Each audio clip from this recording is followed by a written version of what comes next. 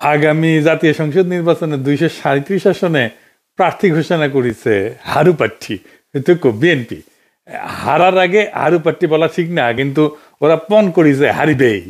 আমার মাঝে মাঝে অবাক লাগে, বিএনপি কি বুদ্ধি যুদ্ধি আছে এমন লোক নাই? এখন অনেকে কইতে পারেন সব বুদ্ধি গেলে আপনারই আছে আর সবাই তেজপাতা।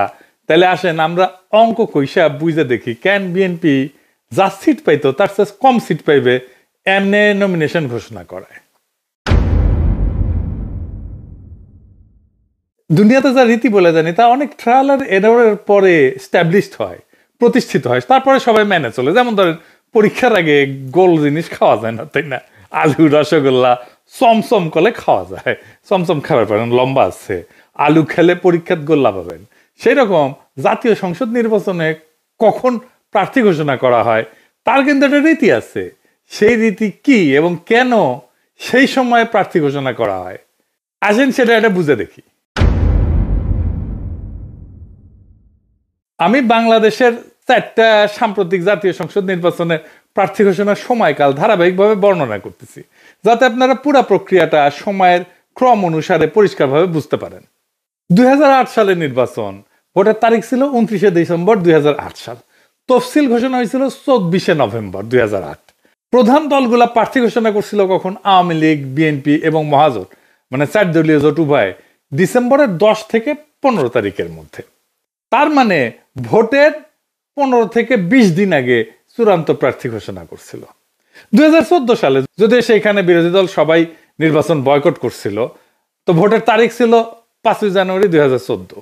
তফসিল ঘোষণা হয়েছিল 25শে নভেম্বর 2013। প্রধান দলগুলো প্রার্থী ঘোষণা, আওয়ামী লীগ ডিসেম্বরের শুরুর সপ্তাহে চূড়ান্ত প্রার্থী তালিকা দেয়। বিএনপি তো নির্বাচনে অংশ নেয় না, বর্জন করছিল। সময়ের ব্যবধান 30 দিন। 2018 সালে নির্বাচন হইল 30শে ডিসেম্বর, তফসিল ঘোষণা 8ই নভেম্বর। প্রধান দলগুলার প্রার্থী ঘোষণা, আওয়ামী লীগ 25শে নভেম্বরের মধ্যে অধিকাংশ প্রার্থী চূড়ান্ত করে। জাতীয় ঐক্যফ্রন্ট, যেটার মধ্যে বিএনপি টিএনপি সবাই ছিল, 26 থেকে 28শে নভেম্বরের মধ্যে প্রার্থী তালিকা প্রকাশ করে। বাংলাদেশের রাজনৈতিক দলগুলো সাধারণত ভোটের 30 থেকে 35 দিন আগে আনুষ্ঠানিকভাবে প্রার্থী ঘোষণা করে এবং তফসিল ঘোষণার 7 থেকে 15 দিনের মধ্যে চূড়ান্ত তালিকা দেয়। তার মানে তফসিল ঘোষণা পরে প্রার্থী তালিকা দেয়। কারা দেয়?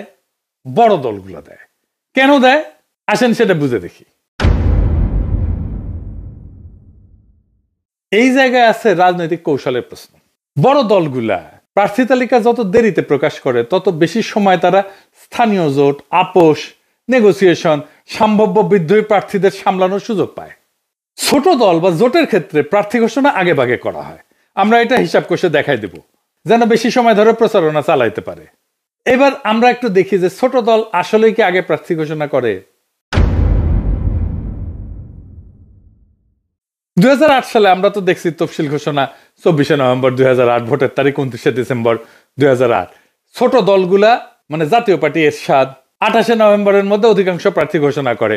ইসলামী দল এবং বামপন্থী জোট, যেটা জাতীয় সমাজতান্ত্রিক দল, ওয়ার্কার্স পার্টি ইত্যাদি, নভেম্বরের শেষ সপ্তাহে প্রার্থী প্রকাশ করে, অর্থাৎ ভোটের 30 দিন আগে থেকে প্রচারণা শুরু করে। 2014 সালের নির্বাচনে তফসিল ঘোষণা করে 25শে নভেম্বর, ভোটের তারিখ 5 জানুয়ারি। বিএনপি ছিল না, ডিসেম্বরের শুরু থেকে 1 থেকে 5 ডিসেম্বরের মধ্যে ছোট দলগুলো প্রার্থী ঘোষণা করে 30 থেকে 35 দিন সময় আগে। 2018 সালের নির্বাচনে তফসিল ঘোষণা 8ই নভেম্বর 2018, ভোটের তারিখ 30শে ডিসেম্বর 2018। ছোট দলগুলা যেমন ইসলামী আন্দোলন, বাংলাদেশ জেএসডি, বিকল্প ধারা, গণফোরাম, ঐক্যফ্রন্ট, এগুলো নভেম্বরের 10 থেকে 20 তারিখের মধ্যে প্রার্থী তালিকা ঘোষণা করে। এরশাদ 20 নভেম্বরের মধ্যে অধিকাংশ আসনে প্রার্থী চূড়ান্ত করে। তারা ভোটের প্রায় 40 থেকে 45 দিন আগে প্রচারণা শুরু করে প্রার্থী সিলেকশন কমপ্লিট করে। তার মানে ছোট দলগুলো হিসাব করলে দেখা যাবে ভোটের প্রায় 45 থেকে 50 দিন আগে তারা মাঠে নামে এবং প্রার্থী চূড়ান্ত করে ফেলে। ছোট দলগুলা তফসিল ঘোষণা 5 থেকে 10 দিনের মধ্যে প্রার্থী ঘোষণা করে এবং ভোটের অন্তত 45 দিন আগে থেকে প্রচারণা শুরু করে দেয় তাদের প্রার্থী নিয়ে, কারণ তাদের প্রচারণা সীমিত বাজেট নির্ভর এবং ব্যক্তি নির্ভর। তাই আগে ভাগে মাঠে নামাটাই টিকে থাকার উপায়। বড় দলগুলো কেন দেরি করে প্রার্থী ঘোষণা করে, এটা আরেকটু বুঝে দেখি। আগে বলছি, আবার একটু বুঝে দেখি। এর পিছনে অনেক রাজনৈতিক এবং মনস্তাত্ত্বিক কৌশল কাজ করে। দেরিতে প্রার্থী ঘোষণা করে বড় দলগুলো একাধিক রাজনৈতিক উদ্দেশ্য একসঙ্গে অর্জন করতে পারে। যেমন 1 নম্বর, স্থানীয় জোট এবং দর কষাকষির জন্য সময় পায়। বড় দলগুলো সাধারণত স্থানীয় পর্যায়ে জোট সমঝোতা অ্যাডজাস্টমেন্ট পলিসি করে থাকে। যেমন কোনো আসন অন্য জোটের দলের জন্য ছেড়ে দেওয়া, বা স্থানীয় প্রভাবশালী নেতাকে বুঝায় সরানো, তাকে বসায় দেওয়া। যদি প্রার্থী আগে ভাগে ঘোষণা করে তাহলে সে আলোচনাগুলো অচল হয়ে যায়, কারণ প্রার্থী ঘোষণার পর আসন ভাগাভাগি করা রাজনৈতিকভাবে কঠিন হয়ে পড়ে। তাই তারা ইচ্ছা করে প্রার্থী তালিকায় শেষ মুহূর্ত পর্যন্ত গোপন রাখে, যাতে আসন বিন্যাস জোট রাজনীতি চলমান এবং নমনীয় থাকে। যেমন 2018 সালে আওয়ামী লীগ মহাজোটের সঙ্গে আসন ভাগাভাগির জন্য প্রার্থী তালিকা বারবার পিছাইছে। বলা হয়েছিল এটা একটা সিট অ্যাডজাস্টমেন্ট উইন্ডো। 2 নম্বর, সম্ভাব্য বিদ্রোহী প্রার্থীদের নিয়ন্ত্রণ। প্রত্যেকটা বড় দলের মধ্যে একাধিক মনোনয়ন প্রত্যাশী থাকে। যারা মনোনয়ন পায় না তারা বিদ্রোহী প্রার্থী বা স্বতন্ত্র প্রার্থী হিসেবে দাঁড়ায় যায়। যদি নাম আগে ভাগে ঘোষণা করা হয় তাহলে যারা বাদ পড়ছে তারা সময় পেয়ে যায় বিকল্প প্রতীক সংগ্রহ, প্রচারণা করা, দল বিরোধী ক্যাম্প গঠনের, তার ফান্ড কালেক্ট করার।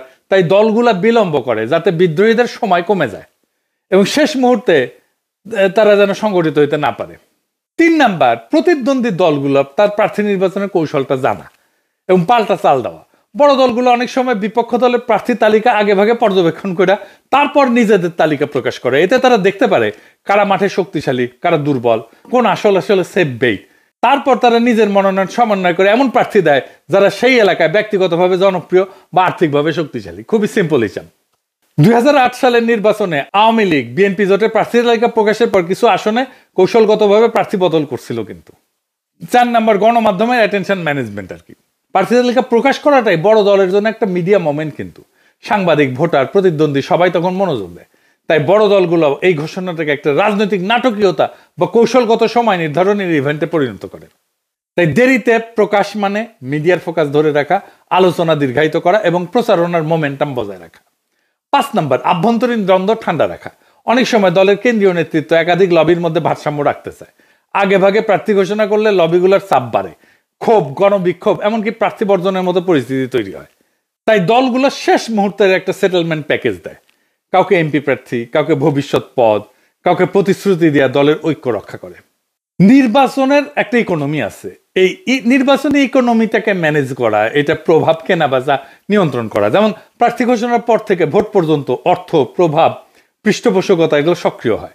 বড় দল যত দেরিতে প্রার্থী চূড়ান্ত করে তত বেশি তারা অর্থনৈতিক প্রবাহ নিয়ন্ত্রণে রাখতে পারে, নিজেদের নিয়ন্ত্রণে। এবং মানি পলিটিক্স যেটা, এটা অনিয়ন্ত্রিত বিস্তার থাকাইতে পারে, অন্তত আংশিকভাবে। তাই বড় দলগুলোর জন্য দেরিতে প্রার্থী তালিকা প্রকাশ করা কোনো বিশৃঙ্খলা না, এটা এক ধরনের কৌশলগত টাইমিং পলিটিক্স, যেখানে সময়কে নিয়ন্ত্রণ করে তারা আভ্যন্তরীণ সংঘাত, স্থানীয় প্রতিদ্বন্দ্বিতা এবং নির্বাচনী ক্যালকুলেশন এটা নিয়ন্ত্রণ করে। তফসিল ঘোষণার দিন থেকে ভোটের দিন পর্যন্ত বড় দল টাইম ম্যানেজমেন্ট করে প্রতিদ্বন্দ্বীদের চাইতে আগায় থাকে। বিএনপি আগে প্রার্থিতা ঘোষণা করে ছোট দলের মতো আচরণ করে ফেললো, আভ্যন্তরীণ কোন্দল বাড়ায় দিল, বিদ্রোহী প্রার্থীদের সংগঠিত হওয়ার সুযোগ দিল। ধরেন কুমিল্লার হাজী আমিনুর রশিদ ইয়াসিন, কুমিল্লার 6 আসনে বিএনপির মনোনয়ন পায়নি। ওনার সমর্থকেরা রাস্তা অবরোধ করে বিক্ষোভ করতেছে। দেখেছেন স্লোগান দিচ্ছে কি দেখেন, মির্জা ফখরুল, তারেক রহমান কাউরে বাদ দিচ্ছে না। শুনান এইটা সাহেব।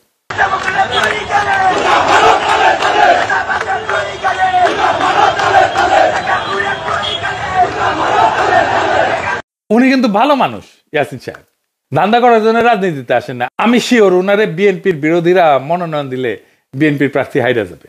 লক্ষ্মীপুর স্যারে আসম আব্দুর রবের জন্য এবিএম আশরাফুদ্দিন নিজানরে মনোনয়ন দেয় না। ওই সিটে আসম আব্দুর রব গোহারা হারবে যদি নিজান সাহেব অন্য মার্কা নিয়ে দাঁড়ায়। আমার হিসাবে বিএনপি 40 থেকে 50টা সিট হারাবে। এইভাবে বিদ্রোহী প্রার্থী অন্য দলে ভিড়ে যাবে। হারাধনের 10টি ছেলে রইল বা কি এক, এমনিতেই ক্ষমতায় যাবে কিনা সেটাই প্রশ্ন। তার মধ্যে ভুল কৌশলে সিট হারানোর কাম করলো, মানে মোটে মা রাধে না তপ্ত আর পান্তা। আর কি মহা ভুল করিছে। খালেদা জিয়াকে মনোনয়ন দিছে 3টে আসনে, এটা একটা ডিজাস্টার হবে। আমি সমস্ত রেসপেক্ট, খালেদা জিয়ার প্রতি সমস্ত রেসপেক্ট রেখে বলতেছি, খালেদা জিয়া সবকিছুর ঊর্ধ্বে থাকবেন।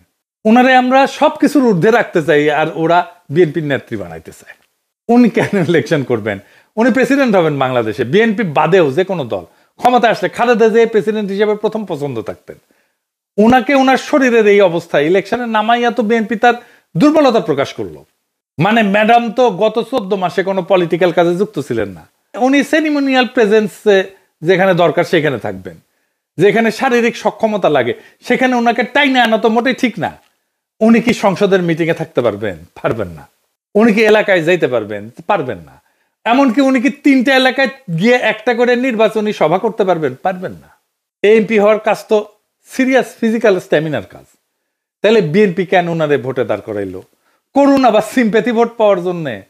করুণা পাবে কিন্তু ভোট পাবে না। করুণা দিয়ে ভোট পাওয়া যায় না, এটা একটা ব্লান্ডার। খালেদা জিয়ার প্রতি সম্মান, ভালোবাসা, শ্রদ্ধা থাকলেও মানুষ ভোট দিবে না। সে একজন কর্মক্ষম নেতা চায়, সে এমন নেতা চায় না যে শারীরিকভাবে দুর্বল। খালেদা জিয়া কখনো হারেন নাই, বিএনপি উনারে হারিয়ে যাওয়ার ব্যবস্থা করছে। আমি আজ কইয়া গেলাম, মিলাই নিয়েন, উনি যতগুলো সিটে আগে দাঁড়াইতেন সবগুলোতে জিততেন, উনি এইবার 3টা সিটেই জিতে আসতে পারবেন না। আমার কথাটা মিথ্যা হইলে আমি সবচেয়ে খুশি হইতাম, কিন্তু তা হইবে না। এই বুদ্ধি কার মাথা থেকে আসছে কে জানে। ও যার মাথা থেকে আসছে ওরা খুঁজে বের করা দরকার। ওরা ইলন মাস্ক কেন টোকায় না? ওর টোকায় নিয়ে যাওয়া দরকার। ওর তো বাংলাদেশ ওর জায়গা না। আর কি ভুল করিছে? ফজা পাগলারে নমিনেশন দিছে। ফজা পাগলার মতো যত পাগলামো, মুজিব বন্দনা, আওয়ামী রাজনীতি সবকিছু ওন করিছে। আর এক মুজিব সানা হাবিবুর রহমান, হাবিবুরও নমিনেশন দিছে। মানে মুজিব সানাদের পুনর্বাসন করেছে শক্তভাবে, যেন আওয়ামী ন্যারেটিভ চালাইতে পারে। মাদারীপুর একে একটা কাঁচা গুড়ে নমিনেশন দিচ্ছে। দেখেন ছবি, দেখান এডিটর সাহেব, দেখেছেন? এবার ভিডিও দেখেন। ধন্যবাদ জানাচ্ছি, আমাদের সকলকে ধন্যবাদ জানাচ্ছি। সবাই ভালো থাকবেন। তারেক রহমান জিন্দাবাদ, ম্যাডাম খালেদা জিয়া জিন্দাবাদ, জিয়া রহমান শহীদ হোক, জয় বাংলা। দেখেছেন কাক নমিনেশন দিছে, ক্যাঙ্কা নমিনেশন দিছে। এই নমিনেশনে বিএনপির হারা আরো কাশা আসছে। এইটা সাহেব চাকভুম গানবি। না হাঙ্কারে না দুঃখ পাওয়া উচিত। দুঃখ আপনারা দুঃখ ভাব করেন। এটা সাহেব সানাই বাঁচবি, দুঃখের সুর। আর হ্যাঁ, শেখ রুমিনুর রহমান নমিনেশন পায় নাই, এজন্য খুশি হবেন না। ওই উচ্চ কক্ষে যাবি, সাথে জামাই কোটার বুদ্ধিজীবীও যাবি, ডাক্তার জাহিদ যাবি, তাসনিম খলিল যাবি, লিগে রেখেন। আজকে কয়ে দিলাম, বিএনপি সরকার গঠন করুক বা না করুক, কিছু সিট তো পাবে উচ্চ কক্ষে, সেই উচ্চ সিটগুলা এদের বসাবে। তো শেষে একটা কথাই বলা যায়, বিএনপি এখন এমন এক বরের মতো যে বিয়ের তারিখ ঠিক করার আগেই দাওয়াতনামা বিলাইছে, কিন্তু কন্যা পালা গেছে তা খেয়াল করে নাই। প্রার্থী ঘোষণা করতে গিয়ে আরে এমন তাড়াহুড়া করলো যেন মাঘের শীতে গরম জিলাপি খাওয়ার লাইন ধরিছে, কিন্তু দোকান এখনো খোলেইনি। আর খালেদা জিয়াকে 3টে আসনে মনোনয়ন দেওয়া মানে দৌড় প্রতিযোগিতায় নিজের দাদিকে নামানো, এই আশায় যে সবাই সম্মান করে জিতাই দিবে। সম্মান দিবে ঠিকই, কিন্তু জেতাবে না। ভোট তো দৌড়ের মতো, যে আগে পৌঁছায় সেই জেতে। ফজা পাগলার মুজিব সানাদের নমিনেশন দেখে মনে লাগতেছে যে বিএনপি এখন রাজনীতি না, রিহ্যাবিলিটেশন সেন্টার হইতেছে। তাই বলি, বিএনপি এবারের নির্বাচনী কৌশল একটাই, আগে হারবে পরে ভাববে। দলের নামও বদলায় দেওয়া দরকার, হারু পার্টি লিমিটেড। এই যে সাহেব এখন সানাই না একটা বাঁশির সুরে শেষ করেন। হ্যাঁ, আর একটা গান গাই আমি। ওই যে আরো দিন তো গেল, সন্ধ্যা হলো, পার করে কে তোরে। হারু দিন তো গেল, সন্ধ্যা হলো, পার করে কে তোরে।